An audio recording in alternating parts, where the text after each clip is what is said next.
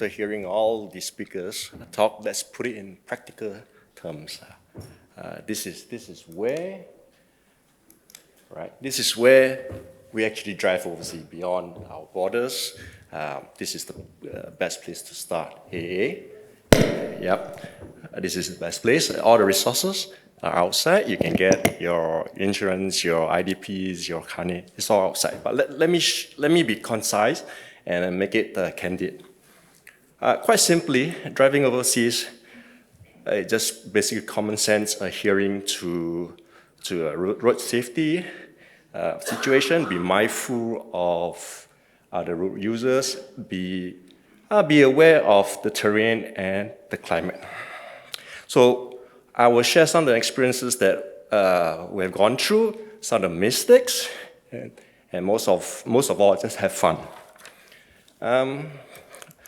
For us, we started in 2006, started venturing into Laos, Vietnam, Thailand, and then we went into Myanmar, and then we started going further into Europe and Russia even. It's pretty much work in progress for us. Sorry, right? How does this work? All right. All right. Okay, it's shifting on its own. Okay, once you get onto Auto Venture, you get all these pretty stickers you stick on your cars. Very cool. Okay, so we've gone quite a bit places. We have gone Mongolia, Russia. We have gone to Tibet. You can do all this with Auto Ventures outside. Overlanding is actually a very slippery slope. We started here many years ago, 2006 in AA Kun Chong. You can see, where is he? You can see Mr. Lee here officiating our flag off, and then we have actually Larry Lim. He's our veteran pilot. He's in his 80s now, and he's still doing overseas, overlanding. So age is not a barrier. Okay, all right, next. So nowadays we have practically we can navigate the world on our handphones. When we started, we have that Garmin thing that we stick to our dashboard, which the LTA will give you soon for the road-based. Okay, so those were horrible. Those were horrible because they only gave us a singular highway from here to, let's say, China. And most of the time we're way off course, but basically the general direction is there. Nowadays with handphone, you get time to destination, you get a rest stop, petrol station, how far we are. So we are safe. We are safe. Those days were out, right? Time to destination, we will be completely out. So now is the best time to do all this venturing. But to give you an idea, we have the Asian highway map that leads from Singapore, actually, all the way to the ends. You use that as an idea where you can actually go from here. There are some are roads, some there are roads here. There are countries like Mongolia, Outer Mongolia, you got no roads.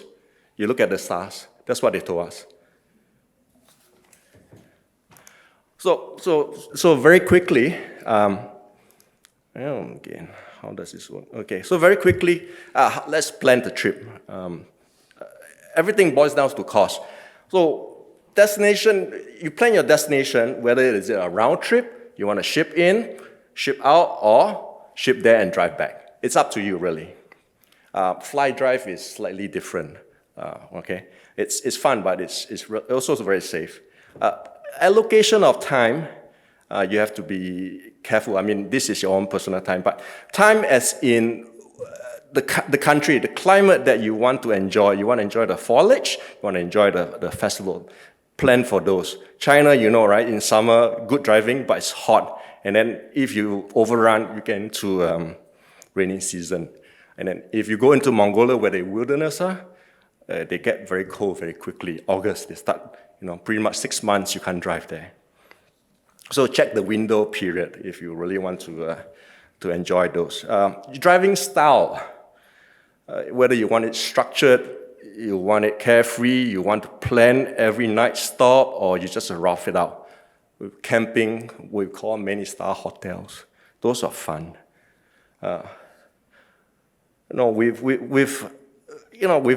Without the GPS last time, we used to get into a place after dark, and they'll ask whether you've been there. Yes, we have, but we've not seen anything. So now it's a lot better. So plan. You can plan actually. Now we plan in such a way that we drive in the morning, and then we try to arrive at the destination by mid-afternoon. So we get to walk around the cities. We smell. Okay? That is the best. When we plan, we also plan not to drive every day. I mean, you drive 2 days, you rest 1 day. Bigger city, you rest longer. If there are short intervals linking the cities, we can drive every day because 3 hours you get to the next city. Those are fun. So the thing is, the further you go, the more time you require, and the more cost. But the rewards are better.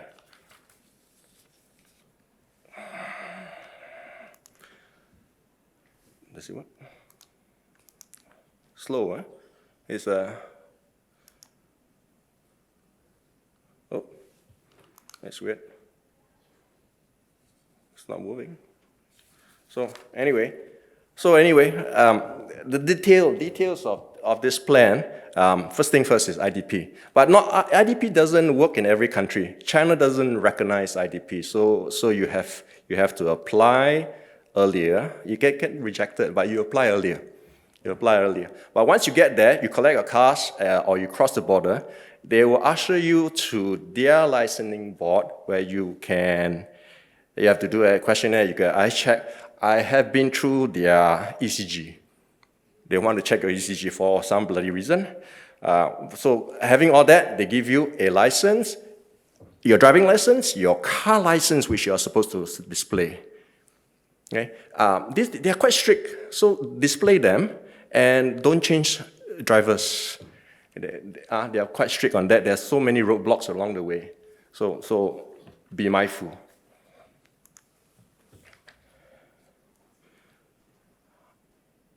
Okay, so the next thing is registration paper.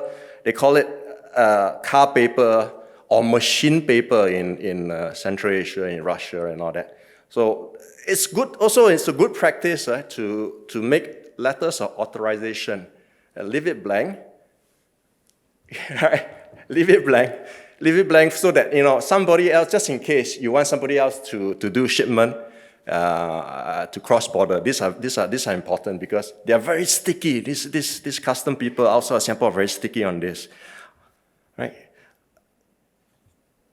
Very important is also to know where your car chassis number is at the border crossing. All these inspectors, right, will be hounding you and asking you where this, where that, and all that.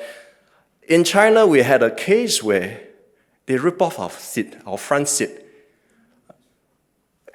Lo and behold, chassis number was underneath. How did they know? I don't know, but we were in a shock. So you need to know, because most of the time the chassis number, the engine number is there, but chassis number is somewhere that is really, for different cars are different, so get to know where they are. Carnet is also a very important piece of document. It's basically your importation and exportation paper. You can get it outside. That's important. Get it stamped in and stamped out every time you cross the border. Okay, this part here, passenger spares, right? Spares first. Spares are no-brainer. You know what to bring, right? Air filter, this and that. Engine oil, tire repair kits are a must. At least learn the guys at least learn how to do it under 5 minutes. It's very fun. Interesting thing about parts, you cannot know what part will break even for new cars. Example, we were in China, brand new Prado. Broke down in Tukaman Desert. We literally had to take out the propeller shaft, junk it on the roadside, and then got it air freight. It took about two weeks. We got the car fixed in Xinjiang, and then we drove on. But a brand new car can also break down, so just be careful.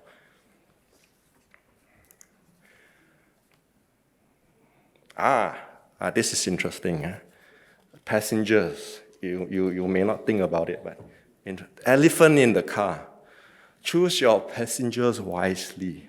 Okay, set some ground rules. All right, respect each other. Okay, they're eccentrics. They are basically eccentric. Before the trips, everything is fine. Yeah, halfway through, it's like a marriage. Okay, I've actually seen toenail clippings, chips, tissue shaft at the corners, right? And slippers. That is the worst. So be careful. Choose them wisely. When they snore, you just tell them, wake up. It's not nice. Especially after meals. They'll snore and then you'll be concentrating on the road. Not nice, not nice. Okay, so friends can be enemies and then partners can quarrel. So please.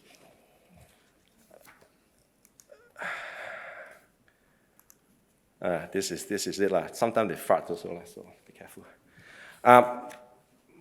What is this? Visas. I think visas are straight away for you is okay, but bear in mind visas. Some of the embassies are not in Singapore, so please take time and get them checked out.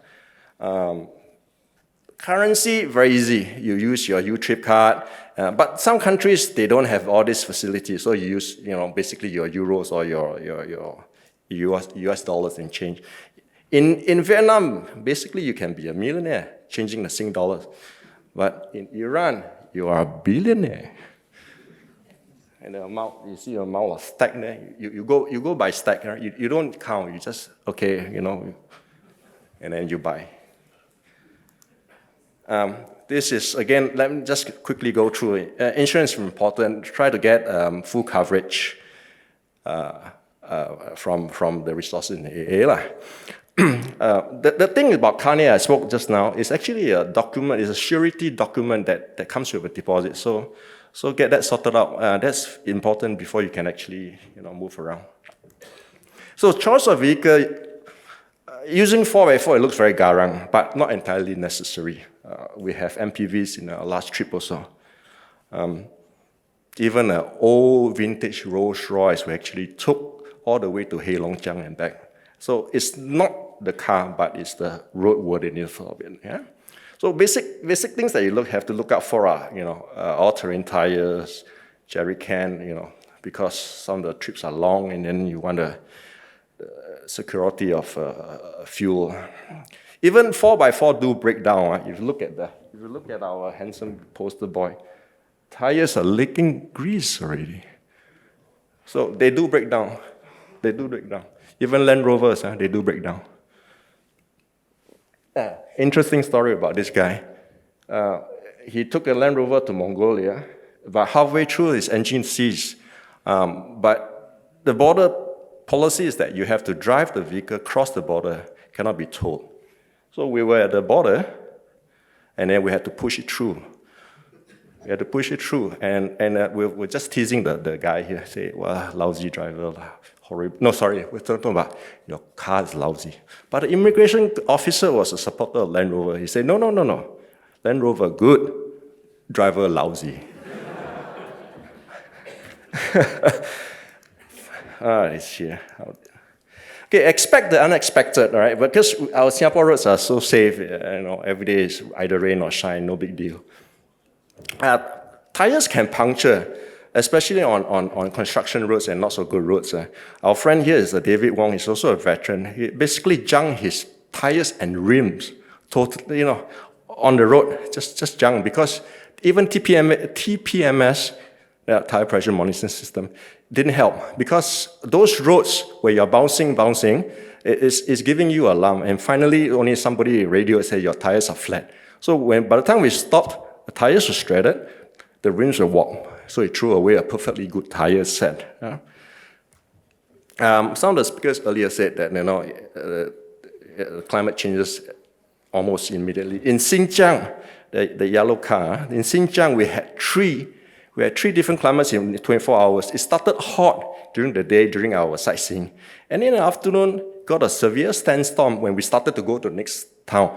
And we would stop halfway to tow in on the highway fellas would say, get off the road, there's a sandstorm coming. So We waited at a nearby hotel, right? And that night, freak blizzard. So we have 3 seasons in one day. It actually happened.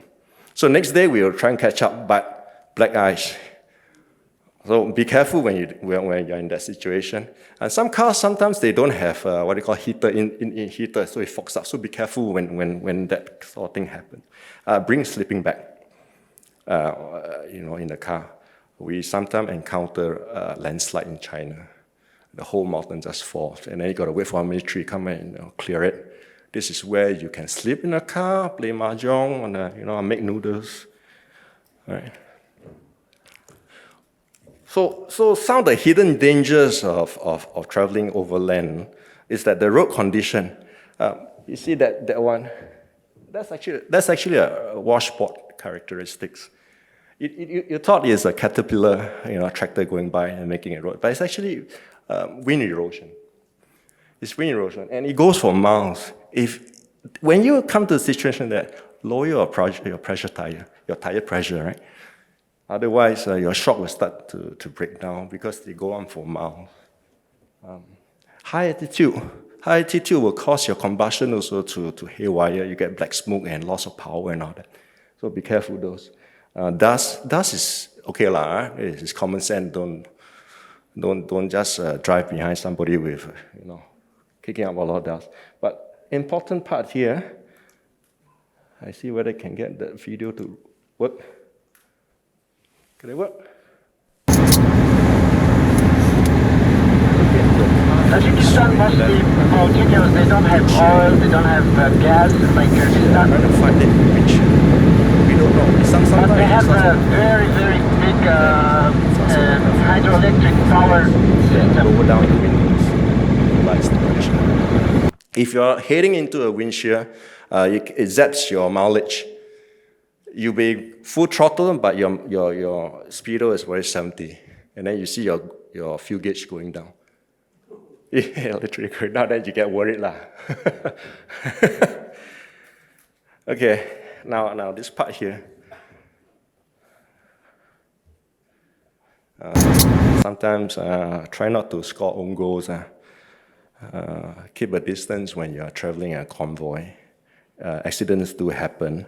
But when they do, just keep calm, move to the side of the road, try to get it fixed by hook or by crook. So far, I'm happy to say that that everybody's safe.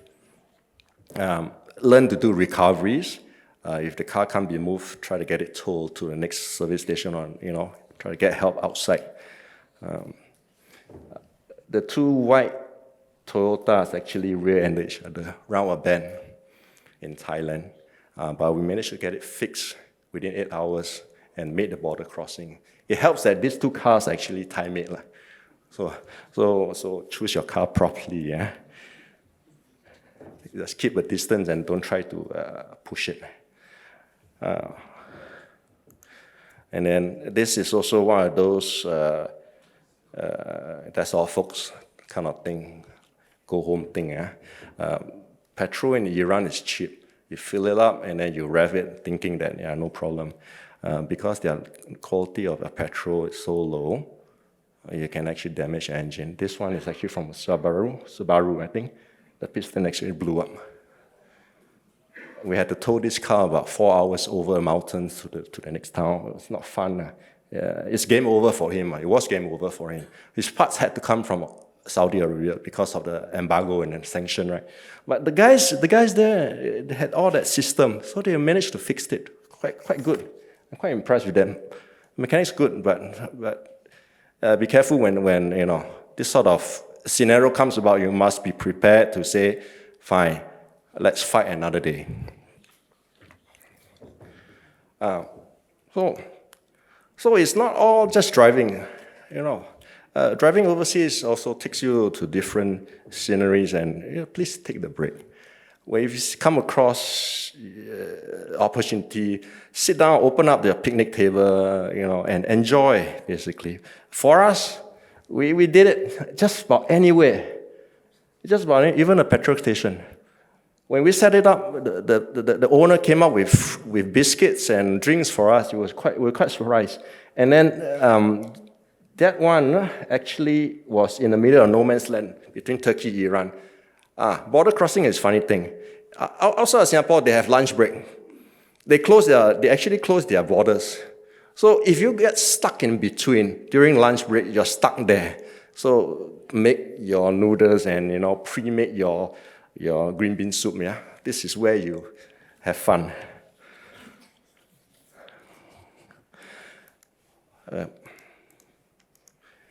So language is not a problem for us. This is a classic example in Iran. We were stopped by police because we were carrying a high-powered motorbike in the back. They ambushed us at one of the crosswalk. They literally jumped in and told us to drive to a police station where they can, melt out the charge.